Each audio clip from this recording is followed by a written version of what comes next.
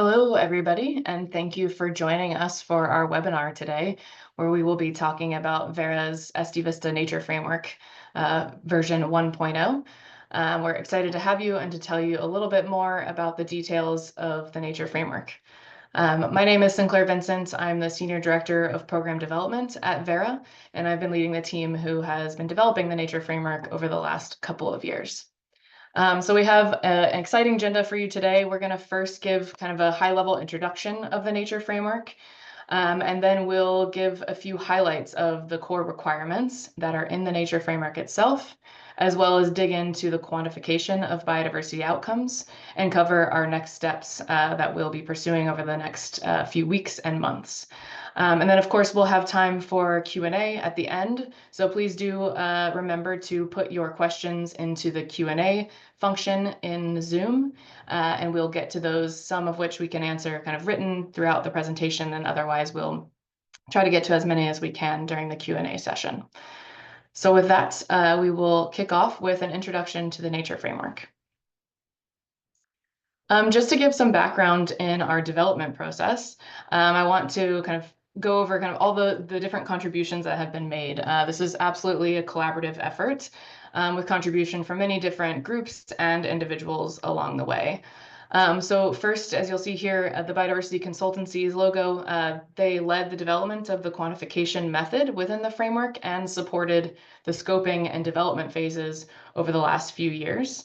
They were joined in our Nature Framework Development Group, which is all those whose logos you see here on the screen. So Conservation International, Blue Nature Alliance with support from McKinsey & Company, IUCN, Conservation Finance Alliance, and the Great Barrier Reef Foundation.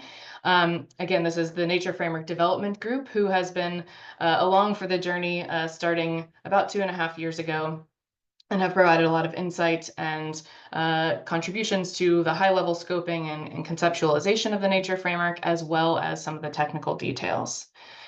We also had the support from our Nature Framework Advisory Group, which is a group of 26 members who contributed technical input from their perspective and areas of expertise over these last 2 years. So this is a group of individuals who have volunteered their time to contribute to that technical development of the framework, and we very much appreciate their input and support along the way.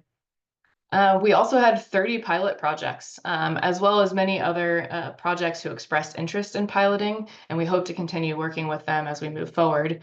But these 30 projects have been around in the last year to help test the kind of clarity, reasonableness, and appropriateness of the Nature Framework, in particular its first draft that was published for consultation last year.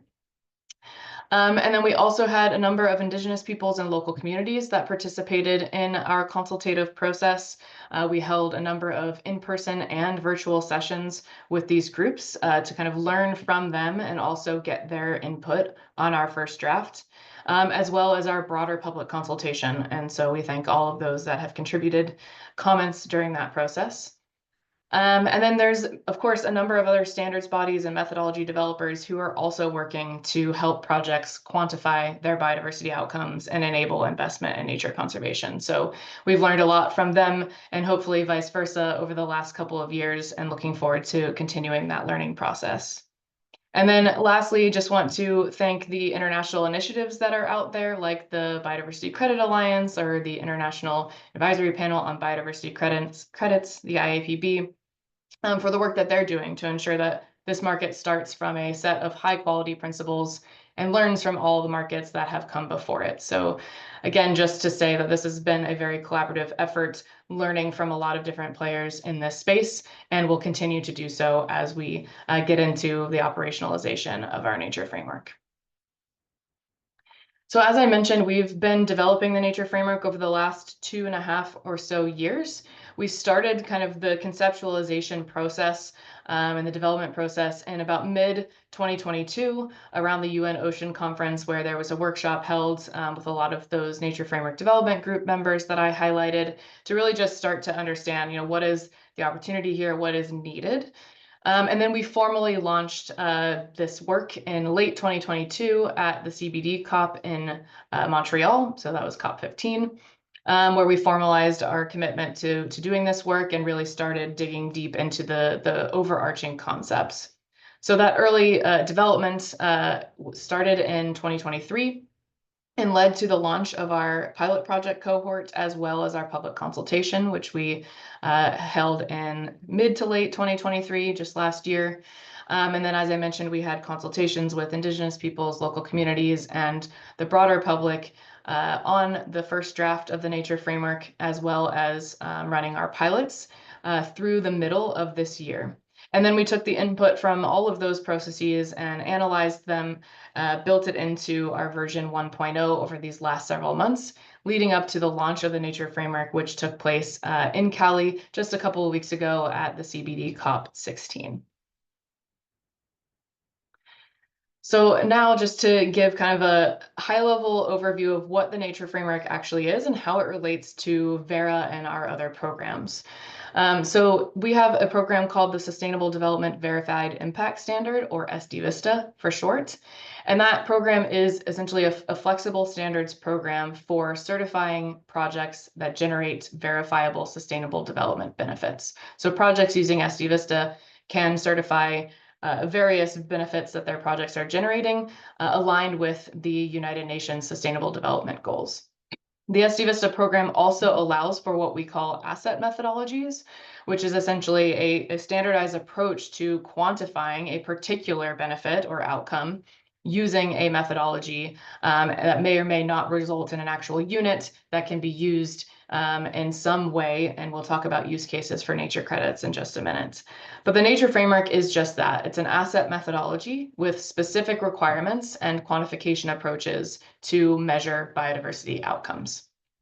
And then you see modules here. This is something we're going to continue exploring with the first version of the Nature Framework, but it may be necessary to have some ecosystem-specific requirements. So in other words, or for example, considerations for specific ecosystems and the indicators that may be best to select for projects in those ecosystems. These are more specific requirements that we can and likely will build into the Nature Framework through modules. But those modules will still be part of the Nature Framework as a whole. So that's a little bit about kind of how the Nature Framework fits into our existing program, SD VISta.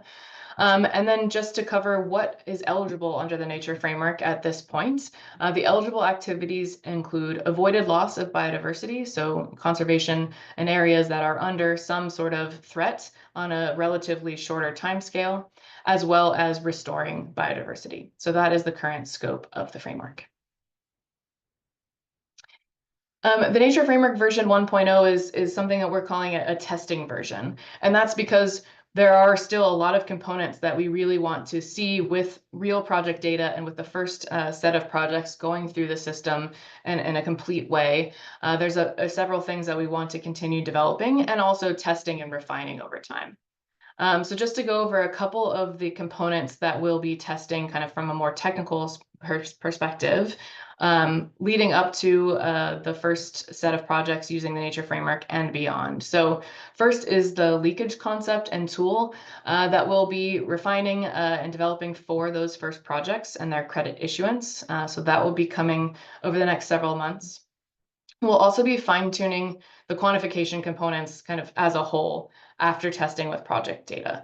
So ensuring that the criteria we have around indicator selection, for example, are the right criteria, and if we need to add criteria or modify, or as I mentioned earlier, create more specific criteria for different ecosystem types. That's something we can do after testing with the first round of projects. And then the last one you see here on the left side is a top-down eco-regional crediting baseline approach. This is something that we did consult on last year with the draft version of the Nature Framework. And unfortunately, we just don't have sort of the data available and in the right ways across all the different kind of indicator types that we would need for a global approach in eco-regional crediting. And so while that's still something we are very interested in developing, that's not the way that crediting baselines are set in version 1.0. So we'll talk a little bit more about those approaches for credit baseline setting. There are 3 different approaches that are sort of project-based, and we'll get into the details of those a little bit later.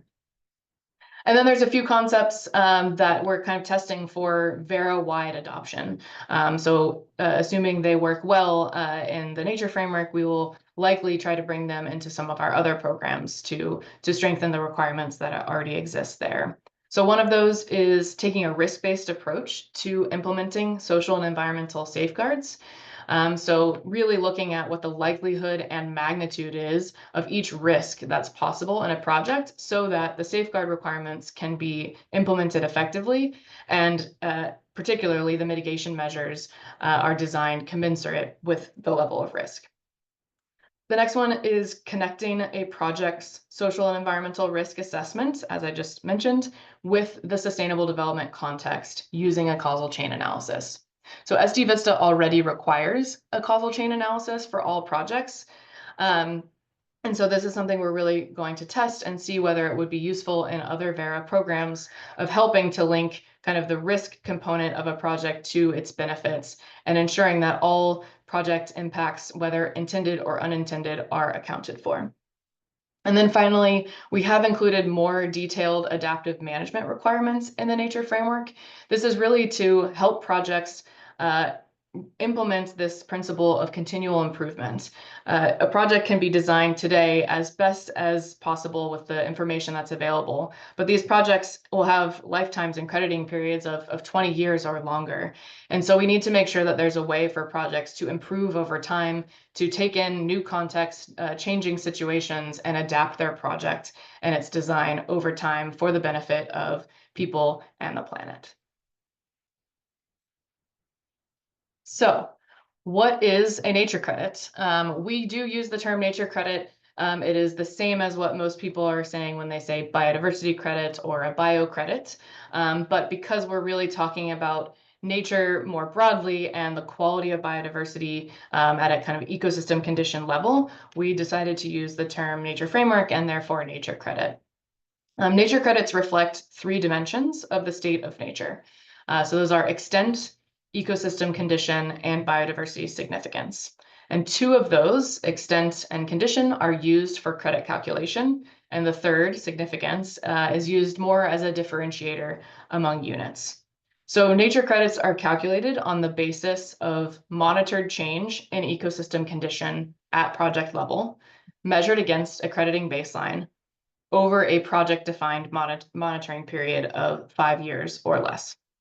So then the resulting quantified biodiversity outcomes are unitized as quality hectares or area-weighted change in ecosystem condition, and then scaled by 100 so that one nature credit represents 1% of the net biodiversity outcomes generated in a given monitoring period as a result of the project intervention. And I do want to just clarify that credit quantification is therefore bound to the period of time that the project chooses for monitoring and verification. And I think we'll talk about this later, but projects are required to verify at least once every 5 years. And then we have the significance piece, which, as I mentioned, is more of an attribute layer. For now, this significance layer is based on ways in which a project contributes to the global biodiversity framework. So thinking about restoring and preserving ecosystems, conserving underrepresented biodiversity, or reducing species extinctions. But we do hope to expand this sort of significance attribute layer to also capture other forms of significance, in particular, things that may be culturally significant in a given project area. So how then can nature credits be used? This is, of course, a rapidly evolving element in the broader nature and biodiversity credit market that a lot of good work is being done to sort of help explain the different use cases. But the way we see it, at least at this moment, is that nature credits will provide companies a verified way to support high-quality projects, Indigenous peoples and local communities, all while de-risking their value chains for a nature-positive future. And of course, this could be more, beyond just companies or more of a corporate investment. It could be also used philanthropically to quantify the benefits of the finance that's being awarded to certain projects. But nonetheless, from more of a company perspective, there are two use cases that we see sort of coming to the top of most likely used by companies. So the first is thinking about impacts on nature. and a way for someone to invest beyond the mitigation hierarchy for accumulated existing impacts or industry or sector-wide impacts that are not attributable to an individual entity. As you can see on the right-hand side of this slide in this yellow box, nature credits are not meant to be used for offsetting purposes, in particular, international biodiversity offsetting approaches where you can't actually ensure a like-for-like element between the impact and the investment. And so this use case is not meant to be in that sort of international offsetting bucket, but rather where there just are known impacts on biodiversity and where restoration in particular is needed, this is a way to invest in those activities. And then the other use case is more about dependencies. So that proactive investment to secure supply chains and enhance biodiversity-related productivity. We see a huge potential for companies as they start to understand what their dependencies really are on nature, to want to then invest in those dependencies and secure them into the future, whether they're kind of direct dependencies and more of a what you would think of as a scope 1 or 2 context in a greenhouse gas space, or if they're further down the supply chain, but nonetheless something a company would want to invest in. So now that we have the first version of the framework out, version 1.0, we'll talk a little bit about who can use it. So the first wave of project registration is limited to our existing pilot cohort, and they're going to be eligible to submit their documents for registration starting in April of 2025. And we expect about half of our existing cohort, perhaps more, to do this pretty quickly thereafter April, when the registration system opens. In the meantime, though, Verra is establishing an expert panel to support technical evaluation of projects design prior to the official validation step. So this will really be to ensure that the indicators selected by the project and the crediting baseline established by the project are appropriate to the project context. We'll also be ensuring that a suitable and competent validation verification body pool is established to audit these projects when the time comes. And then we'll, of course, be continuing to test and refine the framework using projects' real monitoring data as these initial projects come through the system. And stay tuned. We will, of course, open the Nature Framework up for broader use, and it is publicly available. So projects or interested stakeholders are free to start looking at it and thinking about how they may be able to apply the methodology in their project. And this is just quickly giving you a snapshot of some of the pilot projects that we've been working with over the past year. When we were selecting the projects, we were trying to get a kind of broad representation of activities, activity types, and locations. So you can see we have a pretty good diversity of geographies represented in this list of pilot projects, and many of these will go on to register in April or shortly thereafter. And then lastly, for our sort of introduction to the framework is just to touch on what we refer to as nature stewardship certificates. This concept was part of our public consultation last year, and we heard from about 80% of the respondents that they were supportive in us continuing the development and scoping of what a nature stewardship pathway could look like under the nature framework. So just to explain a little bit further, this unit, the Nature Stewardship Certificate, as we're calling it, would be rewarding successful nature conservation and management outcomes in areas that are historically well managed with relatively intact biodiversity. So we'd really be thinking about maintaining that existing intact biodiversity where there's less threat, at least compared to an avoided loss scenario. And so what we've been doing over the last few months is Conservation Finance Alliance has been operating a task force to dig into the details of this pathway so that we can understand whether and to what extent the requirements would need to be different for stewardship compared to what's currently in the nature framework. So stay tuned on this one as well. We are hoping to put out a public consultation on this particular concept and an approach in the coming weeks. So looking forward to that and your input there. With that, I'm going to hand over to my colleague Lorena to give us an overview of some of the key requirements in the nature framework. So over to you, Lorena. Thank you, Sinclair. Hi, everyone. My name is Lorena Arredondo Tagle. I'm a Senior Manager of Sustainable Development, Program Development, and Innovation at Verra. And I'm super excited to walk you through some of the requirement highlights of the Nature Framework. So first, we'll touch on the element that delimits the project, which is the project boundary. It is defined as the area where the project will have impacts. And regarding project boundary, project proponents are required to define the spatial and geographic delimitations, georeference, and provide identification of the area.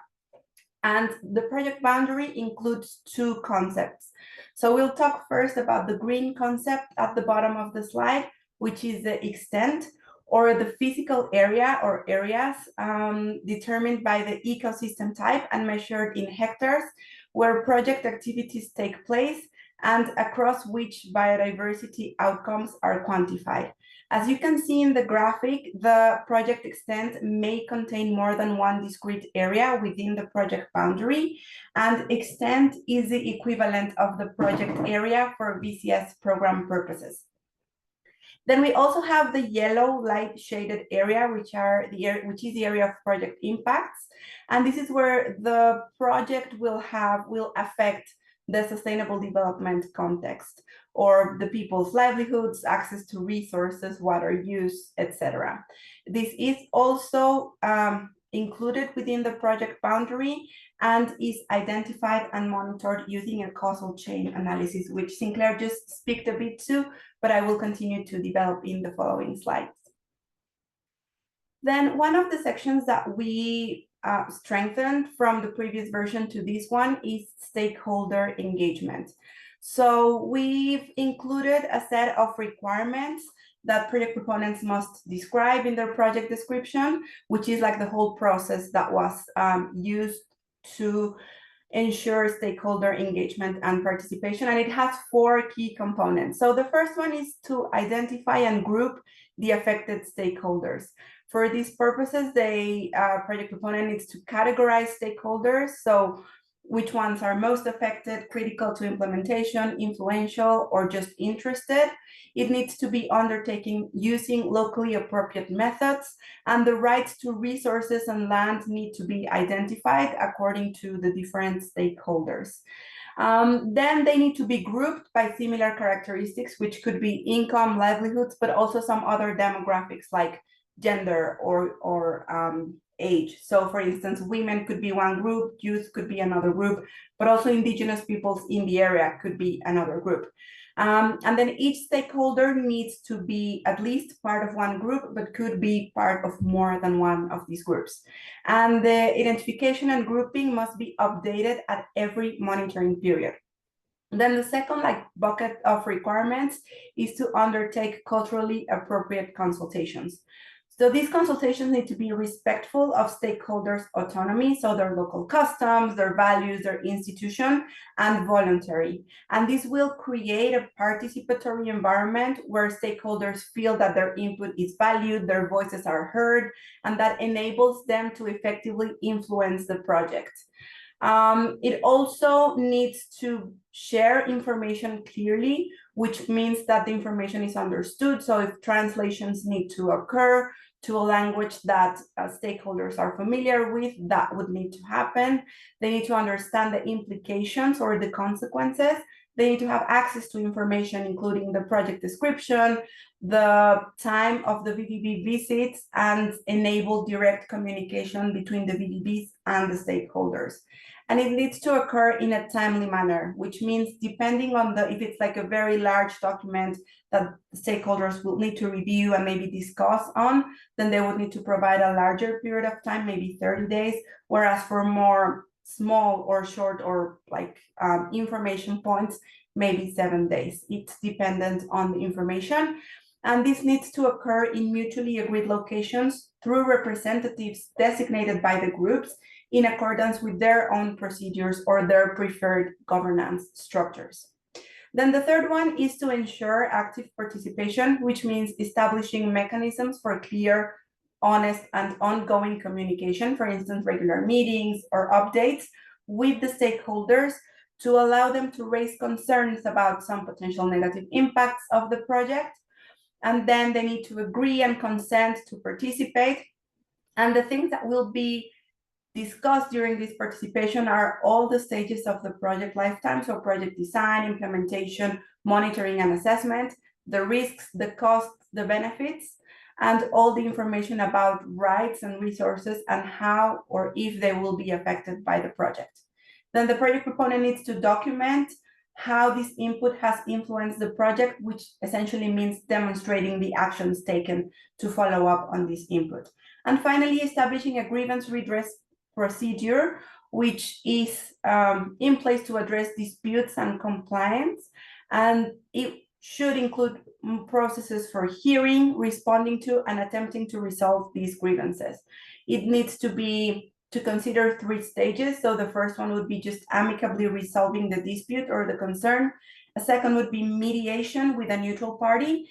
And the third one would be, depending on the jurisdiction, regulation, and context, arbitration, if allowed, or competent courts in the jurisdiction. And this procedure must be shared with and accessible to all the stakeholders.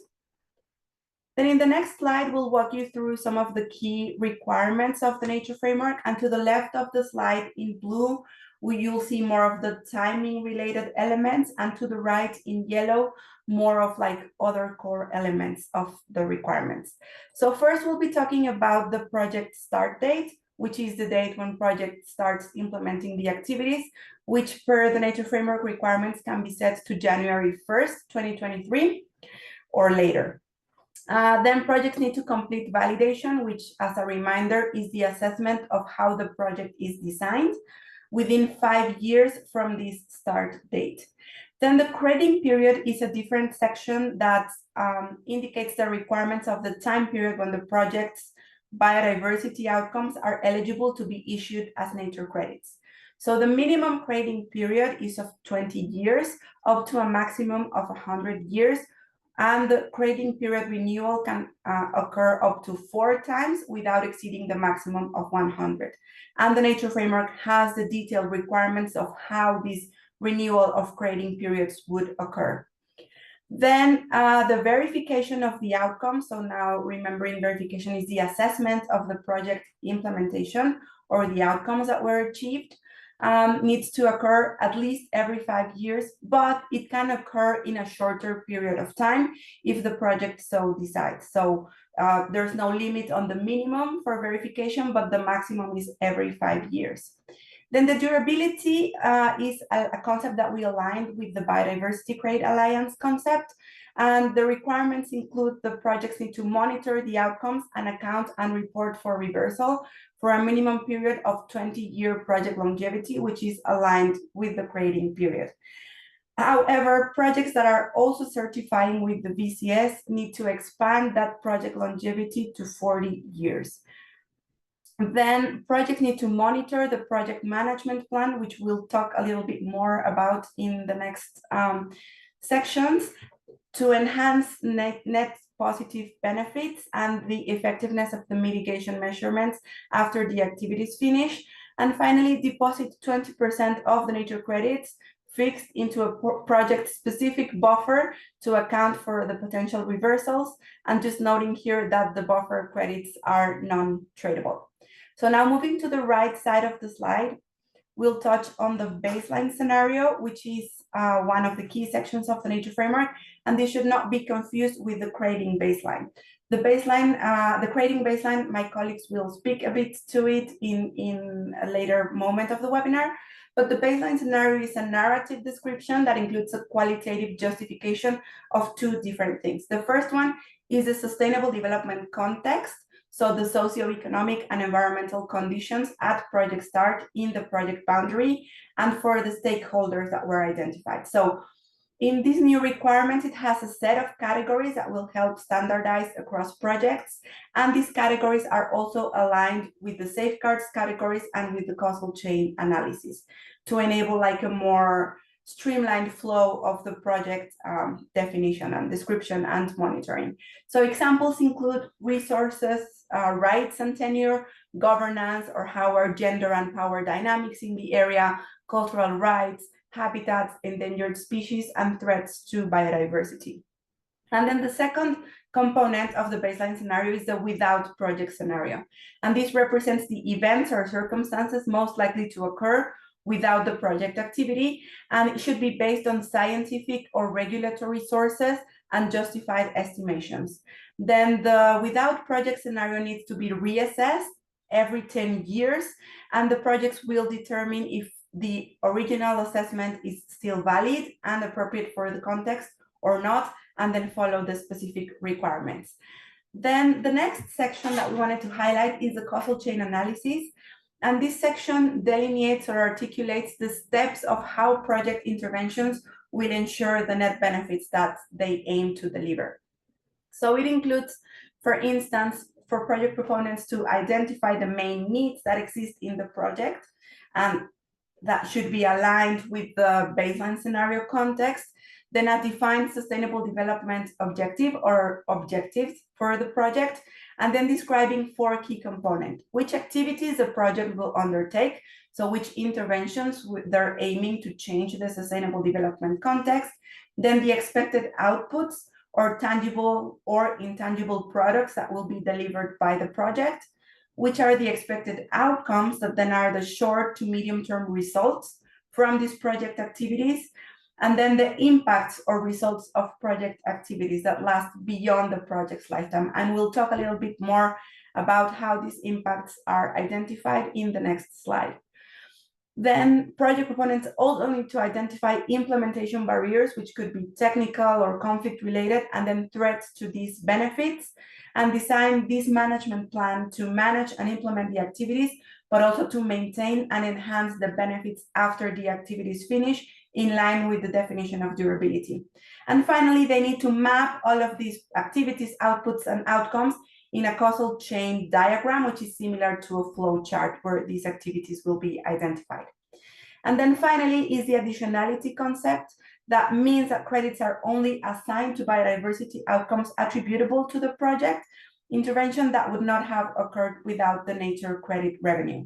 And then for this, projects need to demonstrate regulatory surplus, which is activities are not mandated by law, or if they are, this law is not enforced. They need to demonstrate that the activities depend on credit finance, and if there are other sources of revenue, which we know that could happen, then they need to demonstrate that the revenue sources from the nature credits will allow the expansion of the project scope, scale, speed of implementation, or the sustainability or durability of the outcomes. Then we are also in the nature framework introducing a risk-based approach that Sinclair just talked about, which is how the safeguards requirements will be implemented. And then in this diagram, we are depicting how kind of safeguards and benefits interrelate and are connected through the causal chain analysis.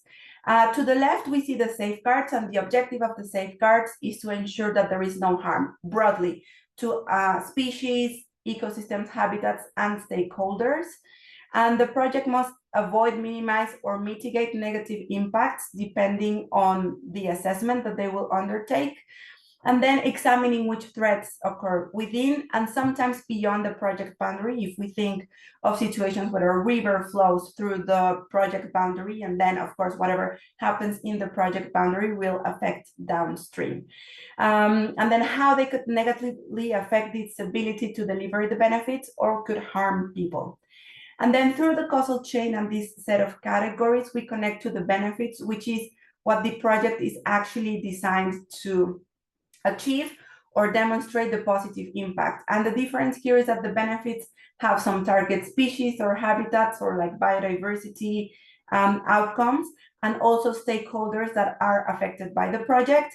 And then they need to demonstrate the impacts. And this is where we'll talk a bit more about the impacts that were identified in the causal chain, because the main difference between the causal chain and the theory of change approach is that through the causal chain approach, projects need to identify not only the expected or positive benefits of the project, but also look a bit broader and then analyze the negative and potentially indirect or not desired impacts of the project. And they need to design mitigation measures for those impacts that could be negative.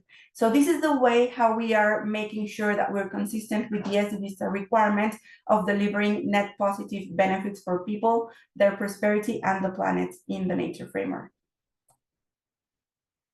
Then we have a whole section on the social and environmental safeguards, which is section 6, and it has very detailed requirements, which we couldn't go through in this webinar. However, we wanted to highlight a few of them. And then there is, of course, requirements around upholding and respecting human rights under the International Bill of Human Rights and related instruments. This also includes topics like non-discrimination, inclusion, labor rights, so prohibition of child labor or trafficking, health and safety requirements, training, and just transition. There's also a subset of requirements on governance about compliance with local and international laws, and when or if they contradict or are misaligned, they need to apply the highest rule that is more protective or ensures a positive outcome for people and the planet. This section also includes requirements about anti-corruption, anti-money laundering, and all other things like about regulation. We also have a set of requirements about recognizing, respecting, and supporting customary and statutory rights to resources and land tenure, including proof of consent from rights holders. And on Indigenous people's rights, these are also included in the human rights, but there's a specific section on that where they need to ensure that their rights are respected, rights to self-determination, and all the other rights that the international treaties secure for them, and ensuring their meaningful, effective, and informed participation at every stage. Also to obtain and maintain free, prior, and informed consent on all matters that affect Indigenous people. So their interests, their lands, their territories, their cultural heritage, or traditional livelihoods. And finally, there's a subset of requirements more on the environmental side, which is essentially not impacting negatively biodiversity or ecosystem. And these requirements include habitats and ecosystem services, ecosystem conversion, protection of rare threatened species, restrictions about the use of invasive species, and also considerations around pollution or hazardous waste resulting from the project interventions. The next slide is we're also introducing, as Sinclair already mentioned, adaptive management detailed requirements, because we know that projects implementation is dynamic, the contexts are changing all the time. And then we need to integrate and allow projects to integrate learnings and adjust project activities management or monitoring to this context. This also aligns to the risk-based approach in the safeguard. So if some risk that was initially not identified, but the context changes and then the risk level changes, then this is part of the adaptive management requirements. And then these respond to gathered information or data and also to input from stakeholders. So there are like detailed requirements on how this adaptive management will be documented and reported in the monitoring reports following the verification period. There's also a section on benefit sharing mechanisms following from what was originally in the first version of the Nature Framework. And the main change is that we included that this benefit sharing mechanism needs to be co-created with and agreed upon by the affected stakeholders as part of all this engagement and participation that's occurring since the beginning of the project. So they need to be happy about what is included in that mechanism. It, of course, needs to be appropriate to the local context, compliant with rules, regulation, customary rights, and transparent with publicly available outcomes. The only exception to this requirement is when the communities themselves wish that these outcomes are not publicly disclosed. And this could happen, like I live in Mexico, and in our context, for instance, having publicly available outcomes on the financial benefits that our community is having could put them at risk of organized crime or extortion. So if the community decides that they don't want the results publicly available, it could be an exception to these requirements. And then finally, it includes monetary and non-monetary benefits. However, there is a restriction that the in-kind benefits from project activities cannot be part of the benefit sharing mechanism. So for instance, if a project is reforesting and then planting trees, those trees could not be part of the benefits of this project. And then finally, we'll be covering that the Nature Framework has an enhanced claims section, and it indicates like how claims must be. So they must be accurate, they must be specific to the phase of the Nature Framework project when it's still not like an issued asset, and it needs to be according or clear about the Nature Framework version. They need to be clear, transparent, and understandable to the intended audience. And this means, for instance, if the audience doesn't know what validation or verification means, then the claims also need to specify that if a project is only validated but not yet verified. And then made in good faith. So we've included examples of claims for listed projects, validated projects, verified projects, nature credits themselves, and nature credits from projects that also generate VCUs.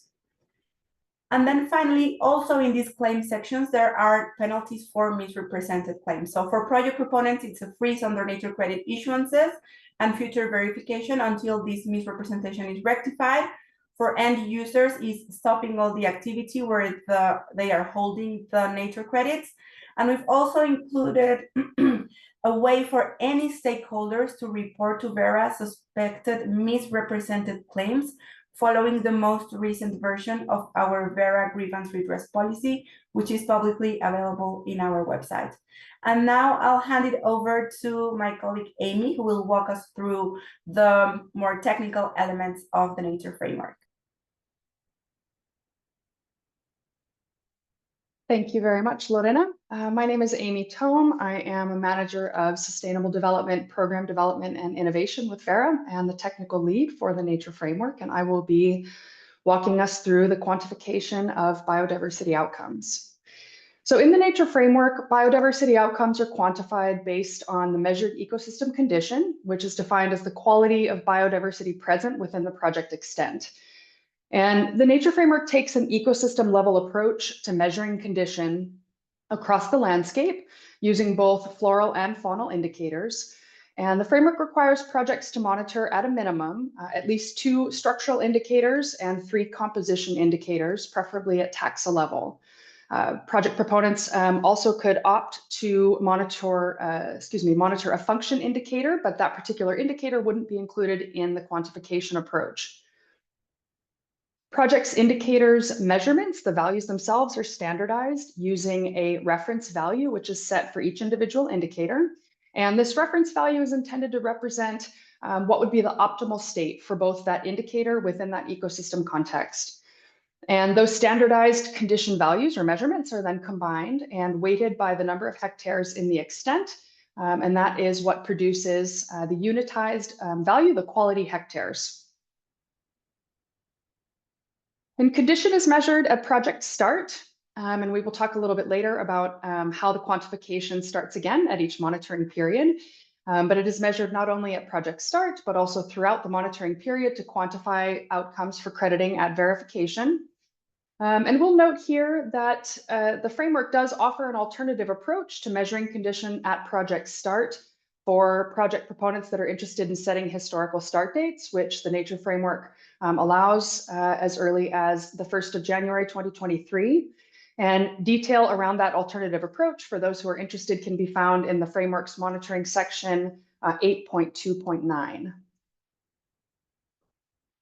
So nature credit generation is based on not only the measured change in ecosystem condition, but also relative to an estimation of loss of condition in the without project scenario.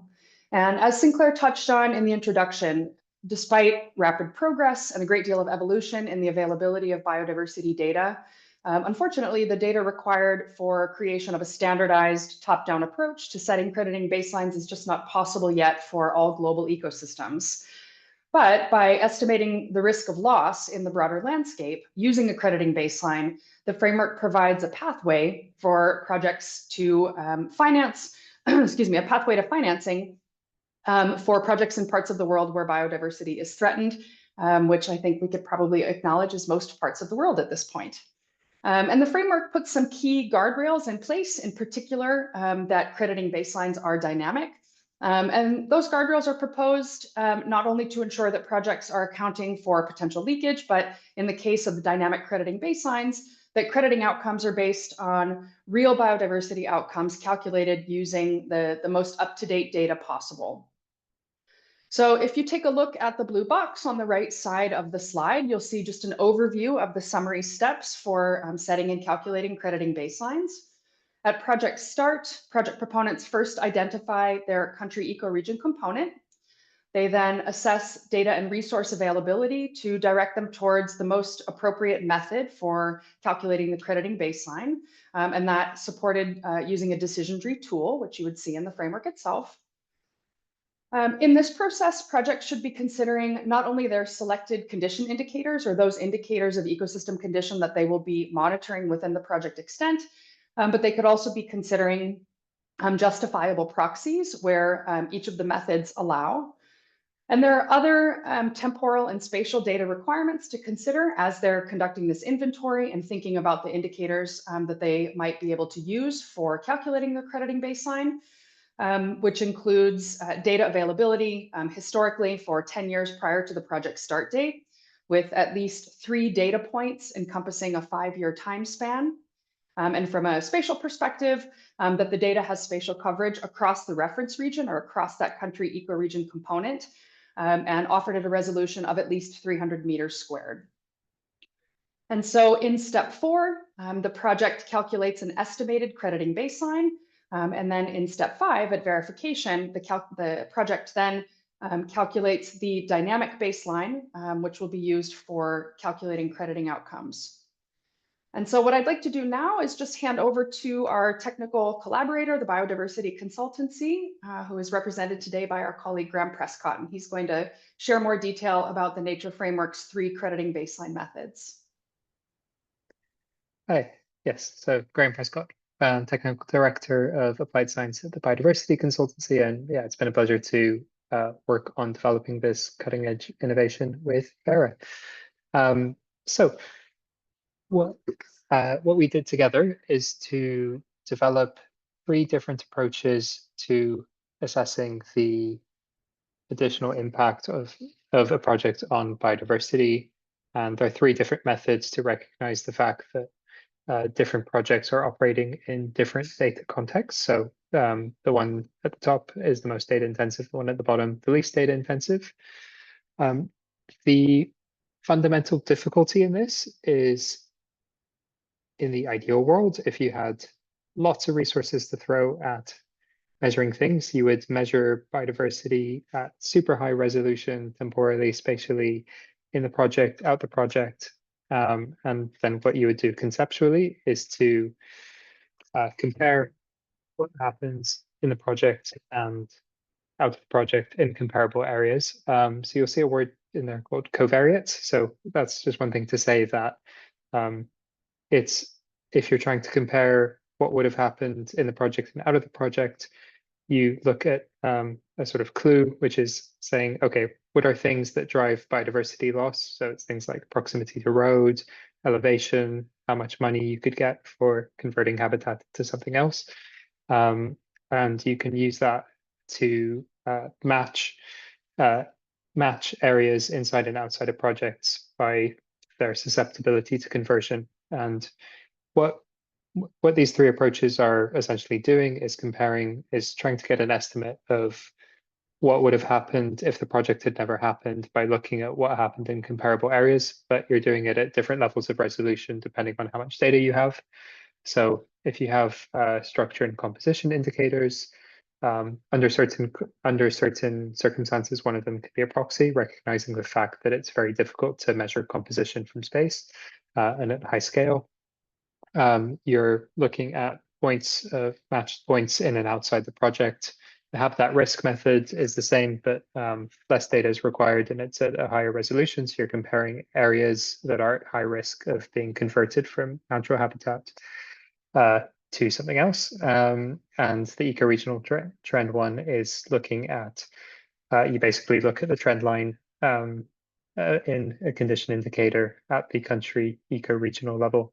And as Amy mentioned, there are lots of safeguards. The particular, there are kind of lots of data requirements, and which we go into detail later. And the key thing is that this has to be adjusted at 5 years. So you make a prediction at the start, and then you adjust that based on what happened when you go for crediting. I'll turn back to Amy. Thanks.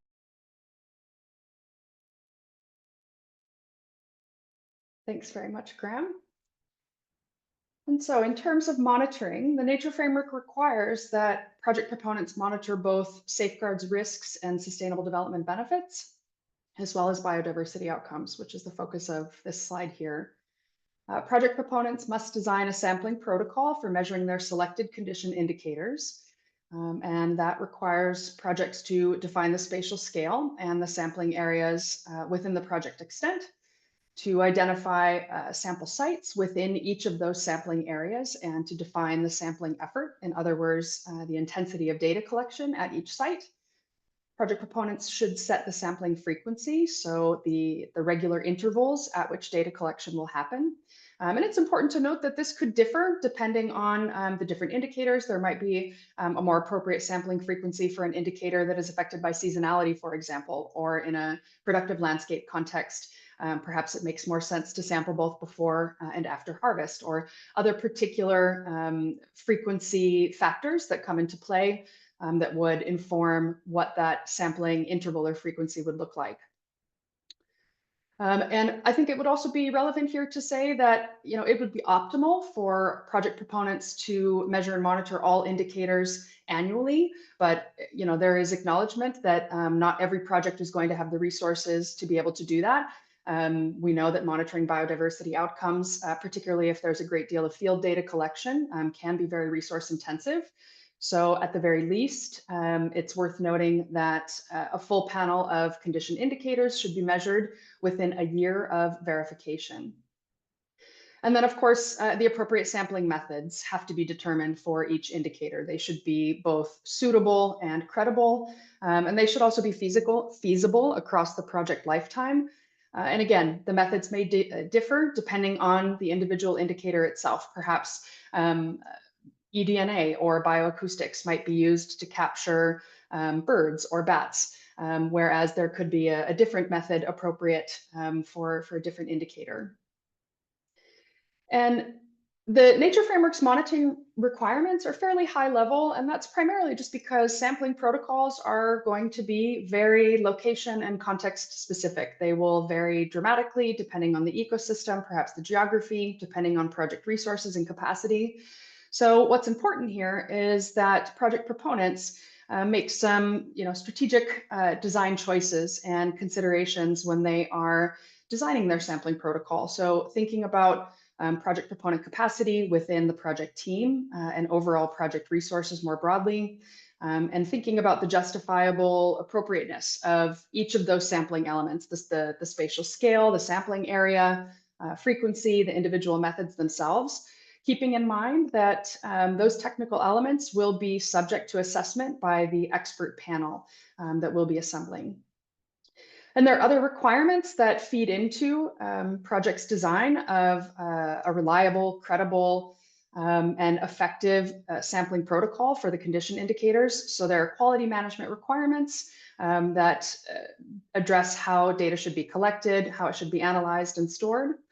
Consistency in monitoring is key, and that's because consistency not only affects how well monitoring can actually capture real change in biodiversity across the landscape, but consistency also promotes confidence, not just in the data that's being collected, but therefore by logical flow, also in the quantification of outcomes. And finally, as was mentioned previously as well, project proponents should apply adaptive management principles and requirements during each monitoring period, learning and improving through ongoing analysis of techniques, practices, and outcomes throughout implementation. And so we see here a graphic depiction of how outcomes are quantified for each distinct monitoring period. So we'll walk through this together from left to right. But what's important to note here is something that the team has touched on already, that in order to avoid double counting, quantification of biodiversity outcomes, and therefore calculation of nature credits, is bound to the distinct period of time that a project proponent chooses for monitoring and verification. So within 5 years or less. And crediting is therefore based on that monitoring period's measured outcomes against a crediting baseline. And so what we see here is we see, starting from the left, the area adjusted condition at project start in quality hectares.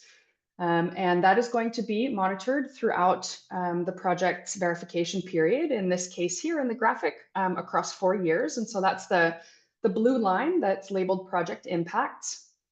And then at the same time at project start, the project first estimates the crediting baseline. And so we see that depicted here as the dashed orange line.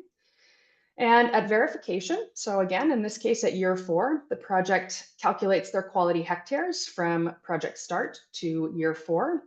And then the project also calculates their dynamic crediting baseline. And the delta, or the difference between the quality hectares and the dynamic crediting baseline is the basis of calculation for nature credits. And then that calculation process starts over again. And it doesn't imply an additional burden on the project proponent. Rather, there are 2 key elements that are essentially repurposed. So the dynamic crediting baseline that's calculated at verification is repurposed as the estimated crediting baseline for the subsequent monitoring period. And the final panel of monitored data, so the selected condition indicators that the project is monitoring, that last panel, which must be collected within a year of verification, then becomes the starting condition for the subsequent monitoring period. And then the entire process starts over again. So we see in the graphic that the second verification takes place therefore at year 9, so another 5 years later. And the project calculates their dynamic crediting baseline at year 9 and quantifies their quality hectares. And the delta between the 2 of them is the nature credits for the second monitoring period. So we'll walk through a worked example calculating the nature credits, but I'd like to flag that in the nature framework itself, you can find another worked example that reflects a conservation activity type on a larger extent. So it's important to note that the nature framework can accommodate both activity types, both conservation and restoration, either as sole activity types, as well as combined. We see a lot of projects taking a combined restoration and conservation approach to designing their projects. And I'll also just offer the reminder that the selected indicators and reference values depicted here in the worked example are for illustrative purposes only. So they're not definitive for this particular ecosystem type. This is for the purposes of the worked example. But if we walk through it step by step, and the steps outlined here follow the steps, of course, in the framework's approach. So this is a Southern African restoration activity type project. Their landscape is mixed savannas and grasslands. And so they have set their ecosystem type according to the IUCN GET across 3 different particular ecosystem categories. And the total extent is 6,432 hectares. In step 2, the project has selected their condition indicators. In this case, 4 structure indicators. So you can see here that they've opted to measure more indicators than what the nature framework requires, because they felt that's what was most appropriate for the landscape. And they've also proposed 3 composition indicators. And it's worth noting here as well that despite the fact that there are 3 ecosystem types that the project has identified, there was justification given that the selected indicators are appropriate for all 3 of those ecosystem types. But there may be a scenario in a mosaic landscape where the project may need to propose additional indicators to accommodate different ecosystem types within the project extent. And so in steps 3 to 5, which if you do wish to see the more detailed worked example with all of the values and mathematical formulas, you can see that in the worked example itself in the framework. But the project has defined their reference values, measured their ecosystem condition at year 0, and standardized those values with their reference values set. In this case, they were set with 2 different approaches that the framework offered, the reference site approach, as well as using historical data that they obtained from research institutions. And so here in the box on the left is a summary of steps 6 through 10. So you can see that the quality hectares calculated at project start were 1,067.712. The dynamic crediting baseline parameter was calculated at verification, and so that's negative 0.001. The project monitored their impacts throughout that particular monitoring period and then calculated their quality hectares at year 5, so 2,077.536. And the project determined that their leakage was 10%. And so just a reminder here that leakage determination will be facilitated by a tool that Verra will be developing as part of the framework's ongoing development. And the other thing that I will flag here is the Nature Framework requires that in the quantification steps, that quantifications are rounded down to 3 decimal points until step 12, and then they're rounded down to a whole number when calculating nature credits. But what's important here is the rounding down for the sake of conservatism. So in step 11, the project calculates their net biodiversity outcomes at verification. So 913.646 quality hectares. In step 12, they calculate their nature credits for that monitoring period, and that is applying that scaling factor of 100 to the quality hectares quantified in the net biodiversity outcomes. The project-specific buffer pool contribution of 20% is calculated and then deducted to produce their net nature credits issuance for the monitoring period of 73,091. And so again, you'll see in the blue text on the bottom, just flagging here that biodiversity outcomes and nature credits quantification will always be specific to a given monitoring period to avoid double counting. So the project is going to use their last panel of condition indicator measurements as the starting condition for the next monitoring period. And they will also use that dynamic crediting baseline parameter as the estimated crediting baseline parameter for the next monitoring period as well. So just an easy way to be able to see again that there's not an additional burden of quantification in starting that quantification process over. You're repurposing some of the quantification elements that are already conducted. And so last but not least, biodiversity significance. So in the Nature Framework, significance refers to the importance of biodiversity in the project extent for contributing to the conservation aims, as Sinclair mentioned, related to the Global Biodiversity Framework's goals and targets. And what's important to note here is that significance is independent of nature credits calculation. As Sinclair mentioned, it's externally signposted, so it's not included in the quantification approach. And that's really because biodiversity and how people relate to and interact with it is, as we know, highly complex and variable across ecosystems and geographies. It means something different to both the people who live and interact with it, as well as to the ecosystems and landscapes themselves. So the Nature Framework is really designed to be globally applicable and to enable standardization and comparison across different biodiversity contexts, but projects and nature credits can be differentiated based on externally signposted significance, which will reflect a project's potential contribution or contributions to those specified GBF targets. And it will help to provide buyers with the additional information that they might need to identify projects that best align with their own nature positive investment interests and strategies. So next steps. Following from Verra's official launch of the framework last month at the CBD COP16 in Colombia, and subsequent to today's launch webinar, the Nature Framework pilot project cohort will be refining their project designs in response to the final requirements in the Nature Framework version 1.0, and they'll be preparing for registration opening on April 1st of next year. And in parallel, the Verra team will be working on a digital-first approach to project documentation, starting with the project description template.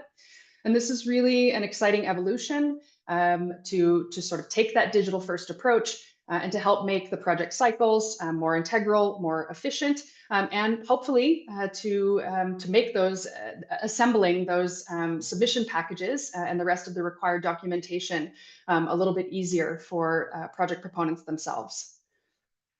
And so next month in December, Verra will publish the terms of reference for 2 open calls. The first for the technical expert assessment panel, which has already been mentioned, and another for a pilot pool of validation and verification bodies, or VVBs, otherwise familiarly known as auditors. And both of those open calls will be held open until February, at which time Verra will assess and establish the expert panel by the end of March in preparation for those first project submissions. And we will then turn to assessment and confirmation of a pilot pool of qualified auditors for evaluating and assessing nature framework projects going forward. And as we keep saying, but it's because it's true, it's been a really incredible and collaborative development journey over the last 2.5 years. And we are genuinely thrilled to be working with so many incredibly high quality pilots who will be the very first nature framework projects in 2025.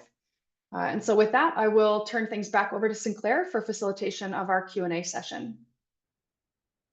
Great. Thanks, Amy, and all of our presenters. A lot of information has been shared with you all today, so I've been appreciating all the questions coming in, and many of those are quite detailed, so we're very happy to follow up on some of those or for you to reach out to us so we can maybe dig into a little bit more of the specifics of some of your questions, which may relate to specific geographies. And I think my colleague will paste our contact information into the chat, and it'll be on our final slide for you all to see. Of course, there is a QR code here that can lead you directly to the Nature Framework, so check that out as well if you haven't already. So I'll kick it off with a couple questions that I will do my best to answer while I give my colleagues a chance to catch their breath. The first one is, we've gotten several questions, so I'll try to consolidate them. The first one is, how and when are new projects, aside from the existing pilot cohort, welcome to participate and to register under the Nature Framework? Great question. So we have not established the exact date by when we will open the use of the Nature Framework to any and all projects that are eligible. My assumption is that after the first 6 months or so of seeing our pilot projects move forward into the official registration process, we'll have a better idea, and it may have had a chance to provide clarifications on some of the requirements. Of course, our focus is to make sure that the Nature Framework is easily understood and applied by the project developers. And so we'll want to make sure that we answer any kind of questions that are challenging for projects before opening up to the broader project cohort. So stay tuned. Hopefully towards the end of next year, we'd be able to open that up. But there was another question, or part of those questions, that was, in the meantime, what can project developers that are quite keen to use the framework do while they're not able to officially register?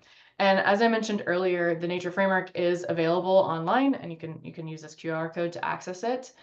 So please do take a look and start thinking about how you can apply it to your project. You may already have questions for us, which is great. You're absolutely welcome to send those to us so we can understand the context and also help ensure that the requirements are clear to you. And that would be the best way to kind of prepare yourself for eventually submitting your documentation to our registry.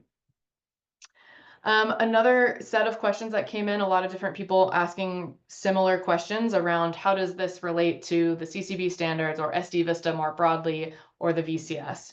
And so when it comes to, I'll start maybe with the VCS. The short answer is yes, projects can pursue both VCUs under the VCS program and nature credits under the SD VISta Nature Framework, as long as they're meeting both sets of requirements, and that includes on additionality.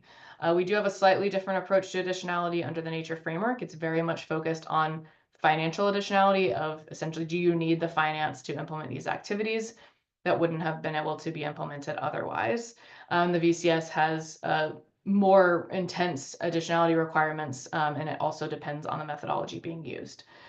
So both sets of requirements would need to be met to generate both units, and we'll be testing this exact thing with some of our first batch of projects who are planning to or already using the VCS program alongside the Nature Framework. So we'll be able to provide more guidance and clarity on that process as we get into the registration of these initial projects.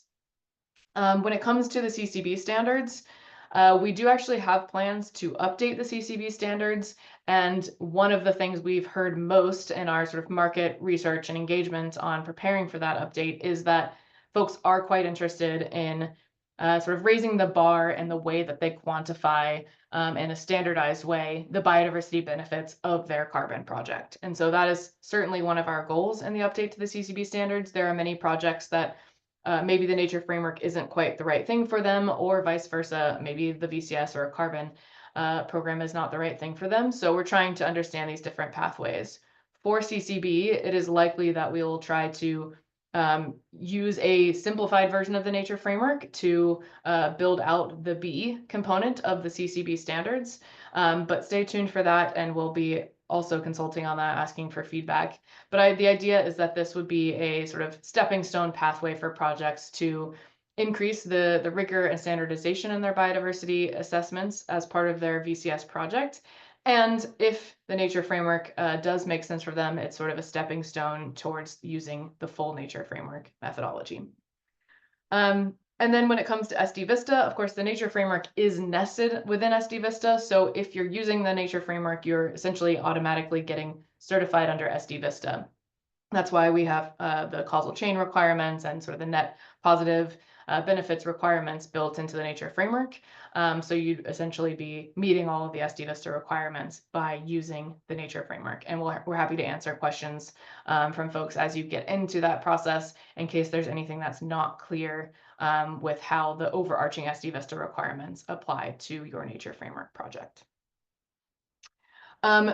Sort of along these lines of just trying to get our heads around what activities can actually be eligible under the nature framework. Amy, I have a question for you, which is just, could you give some examples of eligible activities under the framework? And so maybe without specifically talking about pilot projects, but just some of the activities that you've seen them implementing in different geographies. If you could just give us a flavor for the types of projects we are starting to see. Yeah, I'm happy to do that. And I think it's incredibly diverse, as you would have seen just from the table of pilot projects. So anything from agroforestry projects to rewilding landscapes, which could involve either restoring vegetation, bringing wildlife back into the landscape, or both. Different types of ecosystem restoration using planned fire activities, restoration of waterways. Of course, we even know that the nature framework will be working on a coral reef marine restoration module. And so, as long as there is a restoration or conservation component, and there's a monitoring element that can be followed, I think there's a huge diversity of the kinds of project activities that we're likely to see.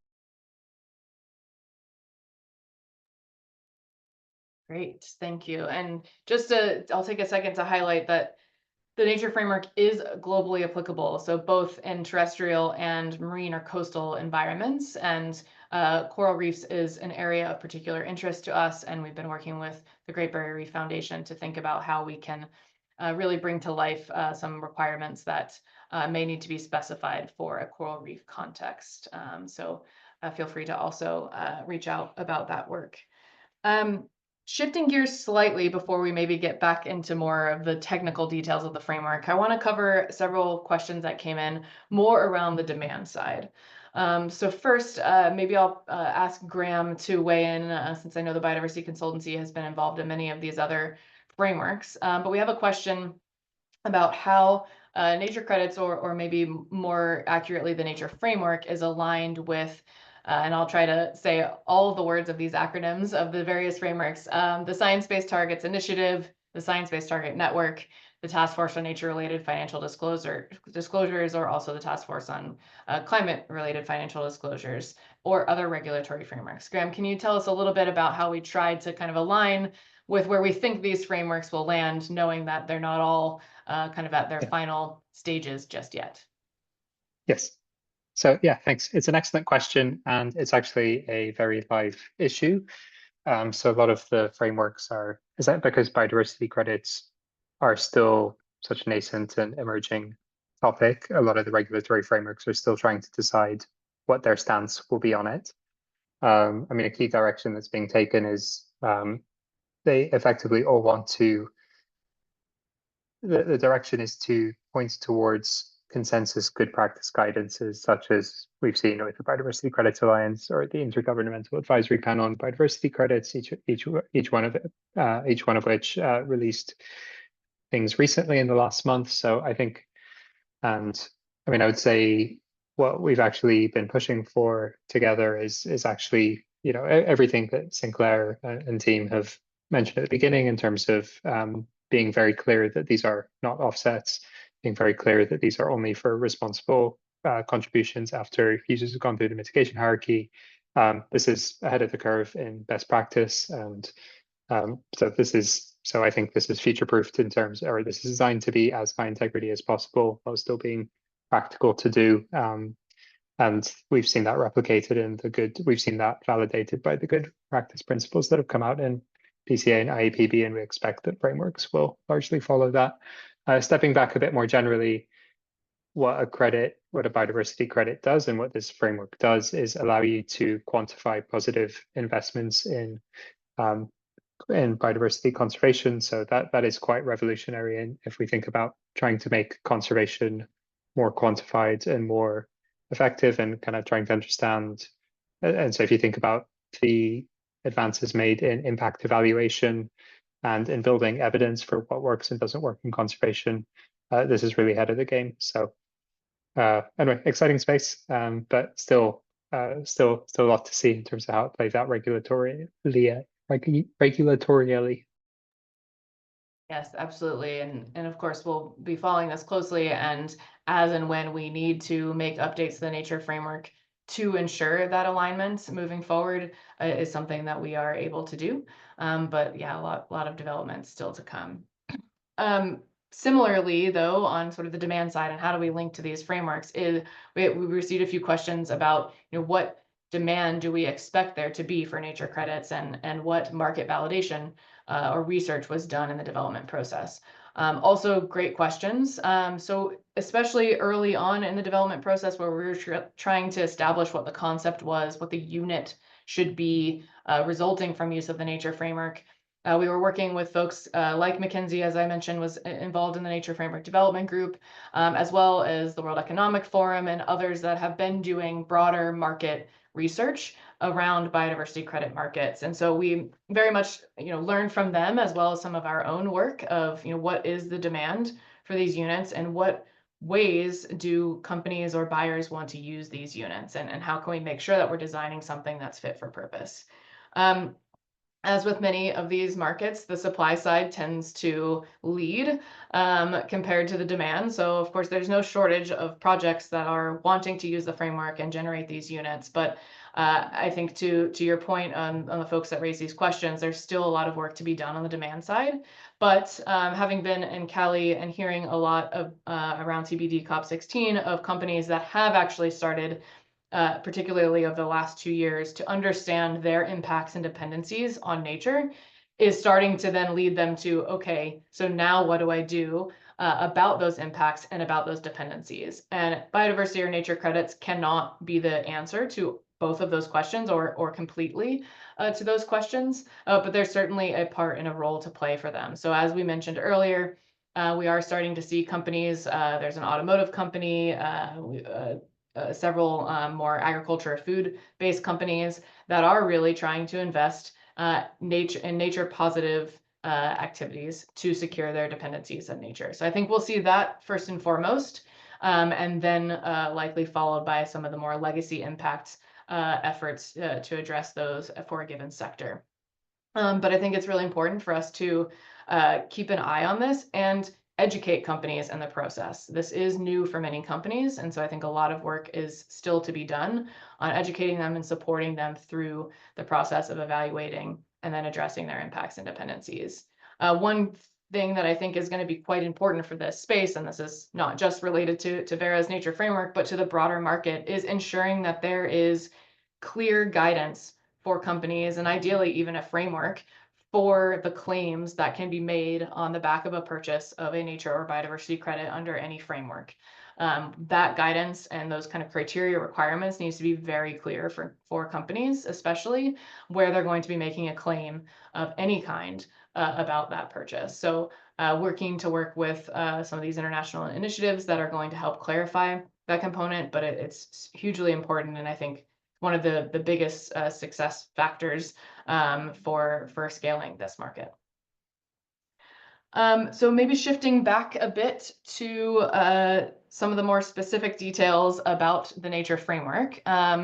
Let's see, I think, oops, I have lost my question here on the screen as the team is rapidly answering questions in the written format. But there is a question here for Lorena on the boundary, sort of how we've established it through SD VISta. So the question is, how to identify the project boundary through assessment on how far a project can have impact. So does it also need to account for the direct and indirect impacts, or do they need to assess the materiality of the risk and dependencies that will affect the project first? So maybe, Lorena, you could just talk a little bit about sort of that causal chain and the need for these projects to look at direct, indirect, intended, and unintended consequences. Sure. Thank you, Sinclair. So yes, as part of the causal chain, the projects will need to start delineating, and it's all these parts that I put like in yellow. So on one of the slides that had the core requirements, is more of an iterative process because they kind of affect each other, and when stakeholders are being involved, that will help project proponents kind of define the project boundary, but it needs to be understood as where the project will have mostly impact. So for instance, maybe it's a patch where they're specifically doing the project interventions, but in a broader or very nearby place, there is a whole community that is included there, which will be affected, like who has rights to those lands, which livelihoods will be affected, or who benefit from the resources of the area that will be part of the intervention from the project. So using the causal chain analysis and kind of linking also the baseline scenario will help projects define that project boundary more clearly. And yes, they need to assess to a certain extent some of the things that could happen outside the boundary, like I mentioned before, river or something that really impacts beyond the project boundary. But the idea is that project proponents can define this area where stakeholders will be mostly directly affected by the project interventions, even though the project extent where these activities will be quantified can be limited to a smaller like patch of area where the interventions will actually occur. So also the baseline scenario, the narrative sustainable development context at project start will help delineate this boundary where the impact will be felt or where the communities might be most affected by the project interventions.